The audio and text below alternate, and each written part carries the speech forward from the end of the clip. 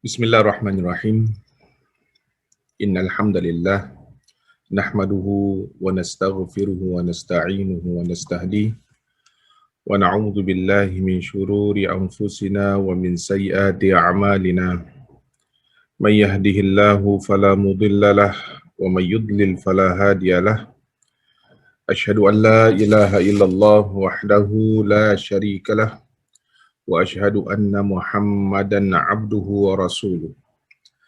إلهنا أنت مقصودنا ورضاك مطلوبنا أعطنا محبتك ومعرفتك سبحانك لا علم لنا إلا ما علمتنا إنك أنت العليم الحكيم ربي إنا نعوذ بك من همزات الشياطين ونعوذ بك ربنا أن يحضرون ربي اشرح لنا صدرنا ويسر لنا أمرنا واحلل عقدة من لساننا يفقه قولنا ولا حول ولا قوة إلا بالله العلي العظيم.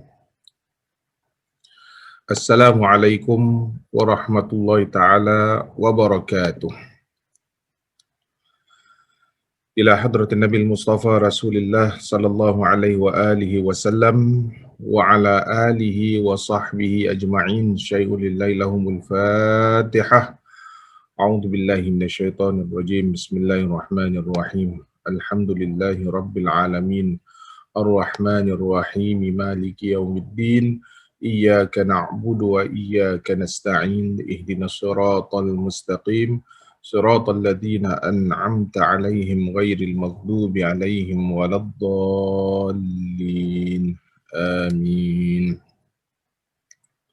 Rabbi yassir wa la tu'assir ya muyassir kulla 'asir. Rabbi tammim bil khair. Hamdan katsiran thayyiban mubarakan fi hamdan yuwafi ni'amahu wa yukafi mazidah. Ya Rabbana lakal hamdu kama yanbaghi li jalali wajhikal karim wa li 'azimi sultanik.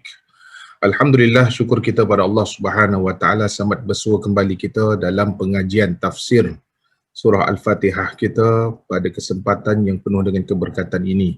Apa khabar semua para jamaah Masjid Al-Istighfar, para jamaah FB, rakan-rakan FB saya, para jamaah murid-murid dan yang saya kasihi.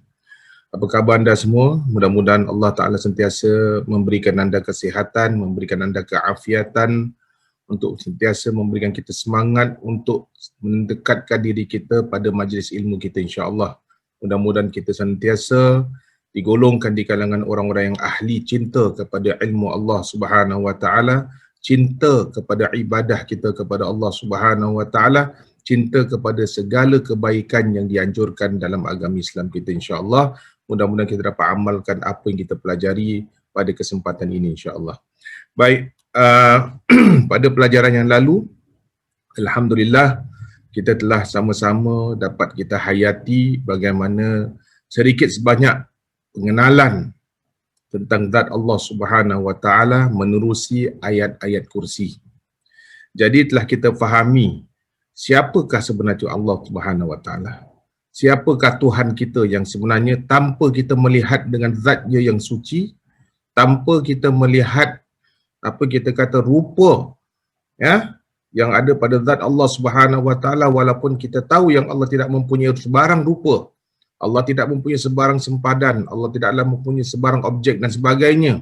Tetapi dengan hanya kita mengenal ayat-ayat Allah dalam surah Al-Hasyr kemarin yang kita pelajari, dalam ayat kursi yang kita dalami, dan pada hari ini insya-Allah kita akan mendalami satu lagi ayat, satu lagi surah untuk kita kenal siapakah zat Allah Subhanahu wa taala secara putus, iaitu dalam surah Al-Ikhlas. Jadi dalam surah Al-Ikhlas yang ketiga ni, mudah-mudahan dengan pendekatan tiga surah Al-Hasyr, surah ayat kursi, kemudian ayat kursi dan juga surat Al-Ikhlas ni tadi, mudah-mudahan kita dapat mengenal Allah. Bila kita dapat mengenal Allah, kita dapat menanamkan ketakwaan kita kepada Allah Subhanahu wa taala, menimbulkan sentiasa rasa takut, sentiasa rasa berjaga-jaga, sentiasa berasa berhati-hati dalam percakapan kita, tingkah laku kita, perbuatan kita, mudah-mudahan insya-Allah, dan kita sentiasa menjadi hamba yang sentiasa menjaga dan sentiasa mohon pengampunan, kepada Allah Subhanahu wa taala atas tingkah laku yang telah kita lakukan sepanjang kehidupan kita. Ya, mudah-mudahan kita dapat jadi hamba Allah yang soleh, yang beriman, yang bertakwa, yang soleh solehah, yang kita kata yang dapat mengamalkan apa diperintahkan oleh Allah Subhanahu wa taala. Baik, tuan-tuan puan-puan dirahmati Allah Subhanahu wa taala. Kalau kita teliti tentang surah Al-Ikhlas ni yang merupakan surah Al-Makkiyah yang diturunkan di Makkah yang mengandungi 4 ayat ini tadi, surah Ikhlas ni sebenarnya ada banyak nama. Banyak nama dalam surah Ikhlas ni. Antara nama surah Al-Ikhlas ni tadi adalah suratul Tauhid. Surah Tauhid. Tauhid ni maknanya apa? Surah keesaan. Surah membicarakan tentang keesaan Allah Subhanahu wa taala. Surah Al-Ikhlas ni maknanya ketulusan. Makna ikhlas ni surah ketulusan, di mana hati kita kena tulus tentang kewujudan Allah. Hati kita kena tulus tentang kecintaan kita kepada Allah. Hati kita kena tulus dalam meletakkan Allah itu kecintaan yang utama, yang perlu kita isikan dalam jiwa kita, sanubari kita ni tadi. Itulah yang dikatakan dengan makna al-ikhlas. Jadi kalau kita lihat dalam surah ini, surahnya agak pendek yang sebenarnya telah kita ketahui dan semua kita hafal, tetapi mengandungi pengertian yang sangat besar tentang ketuhanan. Baiklah, saya bacakan dulu surah tersebut. Mungkin kalau anda nak baca sama-sama, anda bacalah secara sendirian, ikut apa yang saya baca. Ya, mudah-mudahan kita dapat ambil barakah daripada bacaan kita. A'udzubillahi minasyaitonirrajim. Bismillahirrahmanirrahim. Qul huwallahu ahad. Allahus samad. Lam yalid wa lam yulad wa lam yakul lahu kufuwan ahad. Shadaqallahul azim. Yang bermaksud bismillahirrahmanirrahim, dengan nama Allah yang Maha Pengasih lagi Maha Penyayang. Qul huwallahu ahad. Katakanlah wahai Muhammad, wallah, dialah Allah yang Maha Esa. Dialah Allah yang Maha Esa. Allahus Samad. Allah adalah Tuhan yang kita boleh bergantung dengannya. Ataupun Allah adalah tempat kita bergantung, tempat kita berharap, tempat kita memohon doa, tempat kita untuk mendapatkan mustajab doa, tempat kita untuk jadikan tempat meminta, tempat mengadu. Itu yang diberkatakan mana Allahus Samad. Lam yalid wa lam yulad. Dan Allah tidak beranak dan tidak diberanakkan. Allah tidak beranak dan tidak pula diperanakkan. Walam yakul lahu kufuwan ahad. Dan tidak ada sesuatu pun yang setara atau yang serupa dengan Allah, atau kita kata zat Allah Subhanahu wa taala. Dan kalau kita lihat daripada surah yang kita baca tadi, dapatlah kita tegaskan bagaimana kemurniaan tauhidnya Allah Subhanahu wa taala, serta menolak daripada segala bentuk kesyirikan yang menunjukkan jelas tak ada sesiapa pun yang menyamai dengan zat Allah Subhanahu wa taala. Ini inti daripada surah Al-Ikhlas. Dan surah ini kalau kita lihat, ia merangkumi dua aspek. Aspek apa? Dua perkara ni. Satu, aspek penafian. Yang kedua, aspek penetapan. Bila kita kata aspek pertama yang dikatakan penafian, iaitu menafikan pada zat Allah Subhanahu wa taala itu sebarang unsur penyekutuan dan berbilang-bilang kewujudan. sekaligus menetapkan bahawa Allah Subhanahu wa taala esa dari sudut zatnya dan juga pada hakikatnya. Jadi kalau kita lihat daripada keseluruhan yang kita boleh ringkaskan, kita boleh katakan bahawa Allah ni hanya satu-satunya Tuhan kita yang kita sembah, satu-satunya Tuhan yang kita boleh harapkan tanpa sebarang penyekutuan, yakni tanpa sebarang Tuhan yang lain yang wujud bersama-sama dalam masa yang sama. Itu tidak ada dalam i'tikad kita. Yang kita faham dalam i'tikad kita ni, i'tikad ahli sunnah wal jamaah, Allah Ta'ala tu hanya satu yang boleh mengurus segala-galanya. Allah Tuhan yang Maha Esa, iaitu Tuhan yang mentadbir seluruhnya. Bukan seperti orang lain, bila diberikan beberapa tugas, beberapa orang juga yang menjalankan tugas tersebut. Kita tak mampu nak melakukan tugas yang banyak dalam satu masa. Walau macam mana hebatnya manusia, walau macam mana hebatnya alat, walau macam mana hebatnya sesuatu perkara yang lain, dia tak boleh dipergunakan untuk banyak perkara dalam satu masa. Kita boleh buat satu perkara dalam satu masa. Kita boleh buat macam-macam. Kadang-kadang ada di antara manusia yang multitask. Manusia yang boleh cekap, ada buat berapa kerja dalam satu masa. Tetapi pelaksanaannya tetap dia akan buat satu perkara dulu. Dalam masa dia buat satu perkara, dia akan boleh buat perkara yang lain. Kemudian dia buat perkara yang lain. Tapi tetap tumpuannya pada suatu perkara. Tetapi zat Allah Subhanahu Wa Taala ni, bila kita kata Allah Tuhan yang Maha Mentadbir, bila Allah memerhatikan kita, dalam masa yang sama juga Allah sedang memerhatikan semua makhluk-makhluk. Semua kejadiannya. Semua yang Allah Ta'ala hidupkan, seluruh makhluk Allah yang bernyawa, Allah boleh fokus dalam masa yang sama. Ini kita kata kehebatan Allah yang tidak ada sesuatu yang menyerupai dengan zat Allah. Ini dah dianggap sebagai suatu apa? Ketetapan.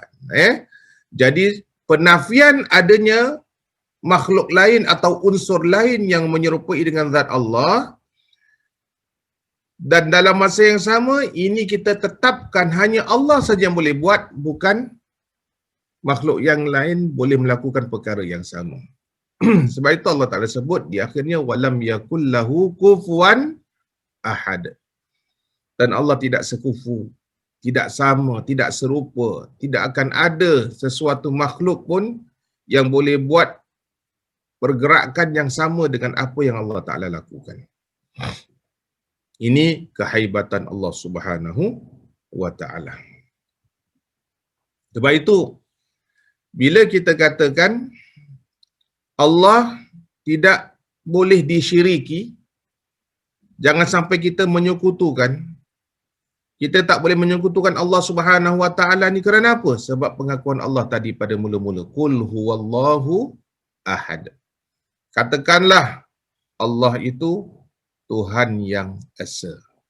Dia ahad, tuan-tuan. Anda biasa dengar perkataan wahid. Wahid ni mana satu? Kalau satu, kenapa Allah gunakan perkataan ahad? Sebab ada bezanya antara wahid dengan ahad. Sebab kalau wahid, satu. Kalau satu, nanti ada dua. Nanti ada tiga. Nanti ada empat. Wahid, ithnani, thalatha, arba'a, khamsah. Dia ada angka dia. Tetapi kalau kita sebut ahad, mana katakanlah Allah Tuhan yang Maha Esa. Esa ni maknanya satu perkataan yang hanya satu-satunya. Tidak ada yang lain yang bersifat tunggal. Ini kita kata Allah ini bersifat tunggal, yang tidak ada serupa, setara, tidak ada yang semacam, tidak ada yang seakan-akan, tidak ada sama sekali. Sebab Allah Ta'ala gunakan perkataan apa? Qul huwallahu ahad. Katakanlah wahai Muhammad, Allah Tuhan yang esa, bukan Tuhan yang satu, Tuhan yang esa. Sebab lepas esa tak ada lagi yang dua, tak ada lagi yang ketiga, tak ada lagi empat dan seterusnya. Allah pilih kalimah yang sesuai dalam nak memperkenalkan zat Allah ni kepada kita semuanya. Jadi itu qul huwallahu ahad. Dan oleh kerana Allah ni hanya satu-satunya Tuhan kita, Allah sambung dengan perkataan yang lain. Apa dia? Allahus Samad. Allahus Samad maknanya apa? Allah lah merupakan Rabb, Tuhan yang menjadikan tempat bergantungnya kita kepadanya. Jadi awak jangan bergantung pada yang lain. Awak jangan bergantung dengan orang lain. Jangan bergantung dengan makhluk lain. Jangan bergantung dengan jin yang lain. Jangan bergantung dengan polong, pawang dan macam-macam pendamping-pendamping yang lain. Tetapi awak seharusnya berdampinglah pada Allah. Jadikanlah Allah tempat sandaran kita, tempat mengadu kita, mengadu nasib kita, tempat kita meluahkan perasaan. Sebab Allah jadikan kita, Allah uji kita, Allah datangkan solusinya. Bukan lain makhluk yang datangkan solusinya. Sebab bila Allah yang datangkan, kalau ada makhluk lain yang boleh datangkan solusinya, mana makhluk lain itu lebih kuat daripada Allah. Berarti makhluk lain itu lebih berkuasa. Sedang kita tahu segala musibah baik buruk dalam hidup kita ni, selama kita jalani dalam kehidupan kita ni, semua datang daripada Allah. Bila datang daripada Allah, Allah punca kedatangan perkara tersebut, bermakna kita kena cari siapa punca yang mendatangkan perkara tersebut, kita kena minta dengan yang empunya punca ni tadi, dan kita minta padanya supaya hindarkan, supaya jauhkan, supaya hilangkan dan sebagainya. Sebab itu Allah Ta'ala sebut Allahus Samad, Allah tempat kita bergantung. Jadi kalau kita nak jadikan Allah sebagai tempat bergantung kita senantiasa dalam diri kita, ingat, akui dulu yang Allah Ta'ala ni Tuhan yang Maha Esa. Satu-satunya Tuhan yang kita harapkan, yang kita sembah. Tak ada Tuhan yang lain. Jadi hati kita ni kena mula bergantung dengan zat Allah Subhanahu Wa Ta'ala. Jadi kita tak ada, apa kata orang tu, berharap pada benda yang lain. Itu namanya ikhlas. Bila awak hanya bergantung pada Allah semata-mata, itu maknanya ikhlas. Kalau awak ada bergantung pada yang lain, kalau anda ada mengharapkan pada sesuatu yang lain dalam kehidupan anda, bermakna tidak ada ikhlas, tidak ada kejujuran kat situ. Jadi kejujuran tu penting. Kejujuran dalam i'tiqad, kejujuran dalam pegangan, kejujuran dalam akidah, itu harus ada dalam diri kita. Baru iman kita akan jadi kuat, akan jadi mantap. Tu sebab sebelum kita nak jadikan Allah tempat sandaran kita, dan kita kena berharap dengan Allah senantiasa, hari-hari, setiap saat dan seketika, maka kita kena peliharalah akidah kita. Sebab itu kita kena sentiasa bertahlil. Sebab itu kenapa Allah, Nabi sallallahu alaihi wasallam tu selalu memerintahkan kita, afdalul dzikri fa'lam annahu la ilaha illallah. Afdalul dzikr, sebaik-baik zikir adalah la ilaha illallah. Kenapa? Sebab la ilaha illallah selain daripada ucapan itu sebagai zikir, dan dia dapat memperbaharui keimanan kita. Dia dapat mencantikkan balik segala kecacatan jika ada dalam keimanan kita. Dengan kita memperbanyakkan bacaan tahlil ni, tuan-tuan dan puan dirahmati Allah, mudah-mudahan kita tak tahu, kadang-kadang percakapan kita boleh tersyirik. Kadang-kadang perbuatan kita, amalan kita, kadang makan ubat pun boleh syirik tau. Siapa cakap makan ubat tak boleh syirik? Sebab kita selalu bergantung dengan ubat. Lebih-lebih lagi orang ada penyakit. Tuan-tuan ingat, bila kita ada penyakit, memang kita berharapkan dengan ubat. Doktor pesan kita makan ubat kencing manis, makan ubat jantung, makan ubat kolesterol, makan ubat itu, makan ubat ini. Ini semua adalah sebagai sebab. Tetapi kalau awak berakidah dengan Allah, apapun kita kata apa? Allah yang menyembuhkan aku, bukan ubat-ubatan ini. Bukan saya cakap macam ini, anda jangan makan ubat. Tidak. Makan ubat, tetap makan ubat sebagai satu ikhtiar. Tetapi anggap ubat itu bukan penyembuhnya. Itu hanya sebab. Tetapi yang menyembuhkan siapa? Allah Subhanahu Wa Ta'ala. Itu kita jaga akidah kita. Kita makan apa suplemen pun, kita boleh recommend macam-macam suplemen. Tetapi ingat, hanya Allah Ta'ala sajalah yang memberikan apa yang kita inginkan dalam suplemen tersebut. Sedangkan yang lain itu semua adalah sebagai suatu sebab musabab sahaja. Jadi, ikhtiar harus ada. Tapi tawakal kita, keyakinan kita pada siapa? Hanya pada Allah satu-satu Tuhan yang memberikan kesihatan, yang memberikan kesembuhan, yang memberikan ilham kepada manusia untuk membuat suplemen-suplemen, yang mengilhamkan manusia untuk membuat obat-obatan sebagai langkah-langkah untuk pencegahan daripada segala macam penyakit. Kita bersyukur pada Allah atas Allah ilhamkan semuanya ini. Tetapi apa pun, kita hendaklah bersyukur kepada Allah. Ya, hendaklah kita bersyukur kepada Allah kerana Allah berikan segala kebaikan dalam kehidupan kita. Jadi, itu sebab saya katakan tadi, jangan kita rasa ubat hilang saja, kita dah hilang pedoman. Seolah-olah kita hilang pegangan. Alamak, ubat tak ada lah. Ni macam aku matilah.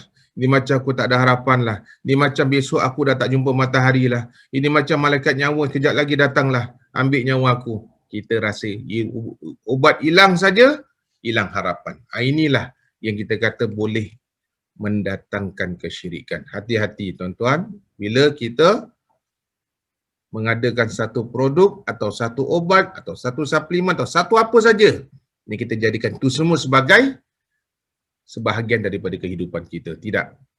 Ya. Kita lakukan itu semua sebagai daya ikhtiar. Ya. Tetapi kita minta pada Allah. Sebab tu kalau kita makan ubat tuan-tuan, kita makan suplemen atau makan apa saja untuk kesihatan lah, kita harus doa pada Allah. Ya Allah, ya, Engkaulah yang memberikan kesembuhan. Engkaulah yang memberikan syifa. Engkaulah yang mengobati. Engkau datangkan kemudaratan dalam diri kita, Kau juga datangkan penyembuhan, ya Allah. Jadikanlah obat ini. Jadikanlah suplemen ini. Jadikanlah ramuan-ramuan makanan ini yang boleh mendatangkan kesihatan dalam diri dengan izin-Mu. Ingat, dengan izin-Mu. Dengan izin Allah Subhanahu wa Ta'ala. Jadi mudah-mudahan ini akan menjadi apa? Kebaikan akidah pada kita, ya, dan hati kita bertambah ikhlas dengan Allah Subhanahu wa Ta'ala. Jadi kita kalau hilang ke, kalau tertinggal ke, kalau misal kata anda tak perasan ke mana ubat tu, anda serahkan pada Allah. Anda serahkan pada Allah. Ingat, nyawa di tangan Allah. Bukan semesti ubat hilang, anda punya nyawa hilang. Tidak. Ubat hilang. Kalau awak yakin pada Allah, ambil segelas air. Ambil segelas air, anda bacalah dengan nama Allah. Kan kita dah belajar kan tentang nama Allah kan? Doa minta pada Allah sebagai ganti daripada ubat kita yang hilang. Bismillahirrahmanirrahim. Bismillahirrahmanirrahim. Bismillahirkafi. Bismillahirmu'afi. Bismillahilladzi la yadurru ma'asmihi syai'un fil ardi wala fis sama' wa huwas samiul alim. Bismillah baca, minum. InsyaAllah ini juga boleh jadikan ubat. Bukan semesti ubat sakit jantung, ubat asma ke ubat apa saja kan. Kita kalau dah sakit ni kalang kabut kalau ubat kita hilang atau hilang ke mana, anda seolah-olah bergantung langsung dengan ubat berkenaan. Itu yang boleh menjadikan anda syirik kepada Allah Subhanahu wa Ta'ala secara tak langsung, secara anda tak sadari. Ingat hati kita ni begitu fragile tuan-tuan. Hati kita dia bukan macam besi. Tapi hati kita macam kaca yang halus sekali, yang tipis, yang anda kena hati-hati, kena jaga-jaga kalau bawa, tak boleh terhentak sikit. Hentak sikit saja dia akan retak. Bila akan dia retak tu, habislah. Maknanya akidah anda, kalau dah retak, kena cepat-cepat perkuatkan dengan ucapan yang sering kita kena lakukan dengan ucapan tahlil, La ilaha illallah Muhammadur Rasulullah. Jadi inilah bagaimana kita dapat memahami Qul huwallahu ahad, Allahus samad. Jadi dalam kita nak memahami makna samad ni tadi, ulama mengatakan apa? Ini kerana dialah Tuhan yang maha kaya. Kerana kita jadikan Allah tempat bergantung ni kerana Allah Tuhan yang maha kaya. Allah Tuhan yang maha mulia. Allah Tuhan yang maha mengasihani. Semua makhluk memerlukannya. Makhluk memerlukan rahmat dan keperluan mereka kepadanya. Dialah Allah yang bersifat dengan sifat yang sempurna, yang maha hebat. Ayat ini menafikan bahawa Allah Subhanahu wa Ta'ala memerlukan pertolongan makhluk atau Tuhan yang lain. Jadi ingat, Allah Ta'ala ni satu-satu Tuhan, Allah tak perlukan apa-apa daripada kita. Allah tak perlukan apa-apa dari sesiapa pun untuk memperkuatkan zatnya yang suci. Tidak, Allah tetap ada dengan kebesarannya. Allah tetap ada dengan kemuliaan. Walaupun jiwa hati manusia seluruhnya tak beriman pada Allah, Allah punya kekuatan tak akan terjejas. Allah Ta'ala punya kehebatan tak akan menurun, tak akan menjadi luntur dan sebagainya. Tetapi Allah tetap dengan kebesarannya. Kalau semua pun yang beriman pada Allah, seluruhnya pun tak merugikan Allah dan tak menguntungkan Allah sekalipun. Tidak, Allah tetap dengan kebesarannya. Yang rugi, yang menguntungkan, sebaliknya pada diri kita sendiri. Sebab kita semua kena bergantung dengan Allah. Kita semua kena berharapkan pada Allah Subhanahu Wa Taala. Sebab itu kita kena banyak doa, tuan-tuan. Sebab itu kenapa Nabi suruh kita banyakkan doa dalam apa juga keadaan, senantiasa banyakkan doa, mohon pada Allah dalam solat kita, dalam duduk kita, dalam nak tidur kita, nak makan kita, nak cari rezeki. Semua kita mengharap kepada Allah. Sebab kita tahu Allah Ta'ala itulah segala-galanya. Jangan kita ingat kita miskin sampai mati kita akan miskin. Allah Ta'ala akan memberikan kekayaan kalau kita tahu caranya bagaimana untuk mendapatkan kesenangan dalam dunia ni dengan berkat dekatnya diri kita dengan Allah. Ya. Jangan kita ingat dengan kekayaan kita, kita tak perlu nak minta tolong dengan Allah. Ingat, kehidupan manusia ni bagaikan roda. Kadang-kadang dia tinggi, kadang-kadang dia rendah.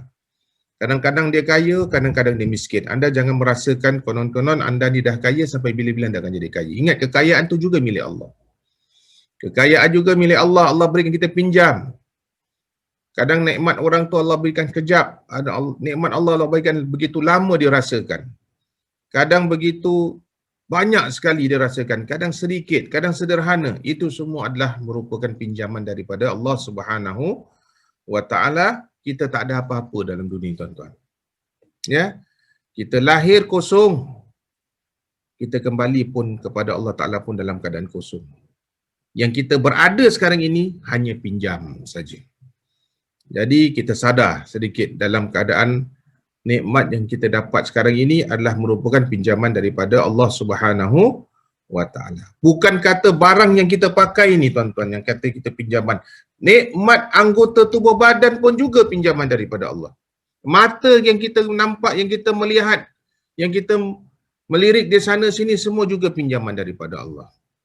Kepala, otak yang di dalamnya kita memikir pun itu juga pinjaman daripada Allah. Telinga yang kita mendengar pun pinjaman daripada Allah. Hidung yang kita bernafas untuk membolehkan kita bernafas itu pun juga pinjaman dari Allah. Mulut, lidah, gigi, apa saja yang ada kat dalam, organ-organ yang ada dalam tubuh badan kita, semuanya pinjaman. Tidak ada yang menjadi milik kita. Tapi ingat, setiap pinjaman harus dikembalikan. Dan setiap pinjaman itu harus dipersoalkan Allah nanti di yaumil akhirat. Ini yang kita kena sentiasa bergantung dengan Allah Subhanahu Wa Ta'ala. Jadi, kalau kita nak minta tolong, ingat jangan minta tolong pada yang lain, minta tolong dengan Allah Ta'ala. Kita boleh minta tolong dengan orang lain, tetapi pertama sekali, minta tolong dulu dengan Allah. Supaya Allah bukakan hati orang lain, supaya orang lain dapat menyalurkan apa yang anda inginkan. Dapat memberikan sedekah kepada apa yang anda inginkan. Minta dulu pada Allah. Sebab Allah ni, kalau izinkan, dengan sendirinya dia akan buka hati orang-orang lain untuk memberi, untuk memberikan sesuatu apa yang anda hajatkan. Ini bagaimana yang saya maksudkan, kita nak jadikan Allah tu betul-betul Tuhan yang bersifat As-Samad. Ya, tempat menunaikan segala hajat, tempat kita bergantung untuk keinginan kita. Dialah Tuhan sebenar, Tuhan yang hakiki, tidak ada Tuhan melainkan dia, tidak berlaku sesuatu melainkan dengan izin Allah. Allah Maha Esa dengan rububiyahnya serta uluhiyahnya. Yakni uluhiyah, yakni ketuhanan, rububiyah, tugas yang Allah Ta'ala jalankan dalam kehidupan seharian, dan segala sesuatu adalah hamba baginya. Hanya dialah yang dituju bagi memenuhi segala hajat, hanya dialah yang dapat memenuhi hajat. Jadi kita kena ingat, itulah kita dapat memahami bagaimana Dua ayat tadi ini dapat kita mengenal Allah Subhanahu wa taala. Mengenal Allah dari sudut keesaan Allah, ya. Jadi bila kita kata Allah Taala tu esa dari zat, sifat dan af'al Allah sekaligus. Ini kita kena mendalami pengajian tauhid baru kita dapat hayati bagaimana keesaan dalam zat Allah Subhanahu wa taala. Begitu juga dengan Allah bersifat samad, dengan kita memahami Allah Taala bersifat samad, berarti anda akan apa? Anda akan dapat memahami bahawa tidak ada sesuatu yang boleh terjadi dalam dunia ini semua dengan kehendaknya. Bila sesuatu terjadi kehendak dia, kalau sesuatu itu menakutkan, kepada Allah lah anda kena bergantung untuk menghentikan. Kepada Allah lah anda kena bergantung untuk anda untuk mendapatkan keselamatan daripadanya. Jadi mudah-mudahan dapat kita menghayati dua perkara ni supaya kita dapat mengenal zat Allah, siapa Tuhan kita yang sebenarnya. Tuan-tuan puan-puan dirahmati Allah. InsyaAllah di lain kesempatan kita akan belajar berkenaan dengan ayat ketiga dan ayat keempat. Ya, InsyaAllah dengan kesempatan yang kita belajar pada hari ini, mudah-mudahan kita dapat memahami dan dapat mengamalkan dan dapat kita hayati, dapat kita timbul rasa takut dengan zat Allah. Tujuan kita belajar tidak lain tidak bukan ialah untuk kita menghidupkan rasa takut kita kepada Allah.